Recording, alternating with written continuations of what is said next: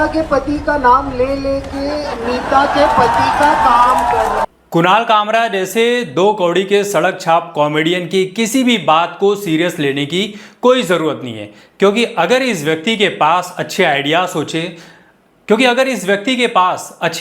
होते, अच्छे स्क्रिप्ट होते, तो आज ये व्यक्ति अच्छे कॉमेडियंस की गिनती में काउंट किया जाता। लेकिन इसके पास कोई कॉमेडी नहीं है, कोई स्क्रिप्ट नहीं है, इसलिए इसके पास सिर्फ गिन चुनकर 4 चीज़ें हैं और इन्हीं 4 चीज़ों के पास इसकी पूरी ज़िंदगी, पूरी लाइफ गुजर रही है।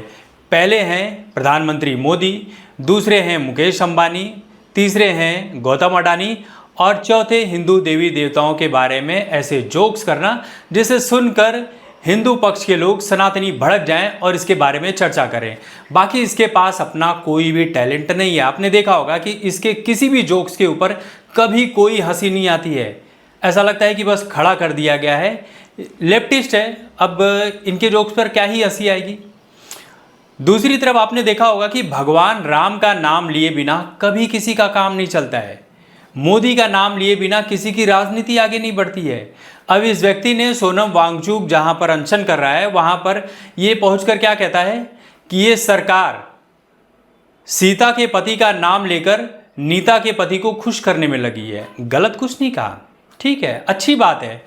इनका लेफ्टिस्ट लोगों का काम ही हमेशा से रहा है कि जो हमारे देश के कॉरपोरेट्स हैं या पूरी दुनिया में लेफ्टिस्टों की यही पहचान है कि जितने भी उद्यमी लोग हैं इनका जमकर विरोध किया जाए, और इसके सिवाय इनके पास कोई रास्ता नहीं है, इनके पास कोई आइडियाज़ नहीं होता, तर्क वितर्क करने की कोई नीति नहीं होती है। तो ये अंबानी को गाली दें, अडानी को गाली दें, कुछ फ़र्क पड़ता है? अंबानी अडानी के घर का नौकर भी कुणाल कामरा से ज़्यादा वैल्यू रखता है। ये व्यक्ति 37 साल की उम्र में ही 70 साल का लगता है। आप सोचिए इस व्यक्ति की ज़िंदगी में कितना डिप्रेशन होगा। इससे कहीं ज़्यादा जवान तो 53-54 साल की उम्र में हमारे अमित शाह लगते हैं, जबकि ये व्यक्ति इतना बूढ़ा लगता है, 37 की उम्र में 70 का लगता है। तो आप सोचिए ना, जिसकी शादी नहीं हुई है, जो 37 की उम्र में 70 का लग रहा है, उसकी ज़िंदगी में कितना टेंशन होगा। आपने देखा है ना, 70 साल की उम्र में बुढ़ापे टाइप के जो लोग होते हैं उनकी थोड़ी खिसक जाती है, अनाप शनाप बोलते हैं, गाली गलौज करने लगते हैं, कुछ भी बोलते हैं। तो वही कुणाल कामरा का है। ये दिखने में 37 का है लेकिन ये 70 की उम्र पार कर चुका है। इसको सीरियस लेने की तनिक भी ज़रूरत नहीं है।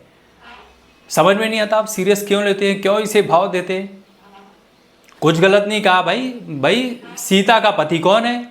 राम जी हैं, और राम जी का नाम लिए बिना इनकी तो नाव आगे बढ़ेगी नहीं, इनकी गाड़ी आगे बढ़ती ही नहीं है। जिस आंदोलन को शुरू किया गया था नीट विद्यार्थियों के लिए, उस आंदोलन में कौन आ रहा है? टुकड़े टुकड़े गैंग का समर्थन करने वाले लोग। भारत तेरे टुकड़े होंगे, सिर्फ अल्लाह का नाम रहेगा।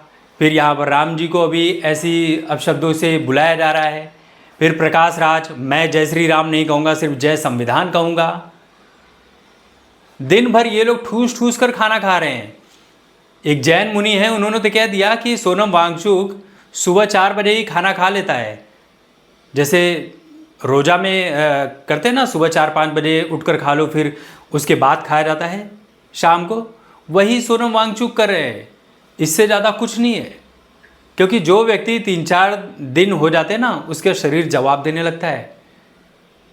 आप चैट जीपीटी को भी पूछेंगे कि 17 दिन के बाद एक भूखा प्यासा व्यक्ति कैसा लगेगा, तो वो तस्वीर बना के दे देगा। और ये भाई साहब एकदम तंदुरुस्त नज़र आ रहे हैं। साइंटिस्ट बोला जा रहा है, इनके पास कोई पेटेंट नहीं है। ठीक है, कुछ इनोवेशन किए हैं, लेकिन इतने भी महानता के काम नहीं किए हैं। इनके ऊपर तो पाकिस्तान से लेकर चाइना से लेकर कहाँ से सवाल उठ रहे हैं। चाइना को तो सीधे तौर पर ये कह दे रहे हैं कि चाइना अगर लद्दाख में घुसेगा तो हम उसे घुसने देंगे। तो ऐसे लोगों को सीरियस क्यों लेना? सरकार भी सीरियस नहीं ले रही है, जानती है ये आंदोलन ज़्यादा दिन चलेगा नहीं। ये उकसा रहे हैं सरकार को, जनता को, पुलिस को, ताकि कुछ बड़ा हो, दंगा टाइप का हो, उसी कोशिश में लगे हैं, जिसमें ये बुरी तरह से फेल होंगे। जो हाल उमर खालिद का हुआ था, पहली बात तो भूल गया मैं, उमर खालिद जैसे आतंकियों को भी सपोर्ट करने के लिए ये किया गया है। ये आंदोलन नीट विद्यार्थियों के लिए नहीं है। जिन परिवारों में बच्चों की डेथ हुई है नीट पेपर को लेकर, उनमें से तो कोई नहीं आया इनको समर्थन करने के लिए। कोई भी नीट स्टूडेंट नहीं दिखा है, सारे के सारे राजनीति वाले हैं। कोई कह रहा है कश्मीर दे दो, वो भी आया हुआ है। तो ऐसे लोगों को सीरियस मत लो भाई, कोई ज़रूरत नहीं है सीरियस लेने की।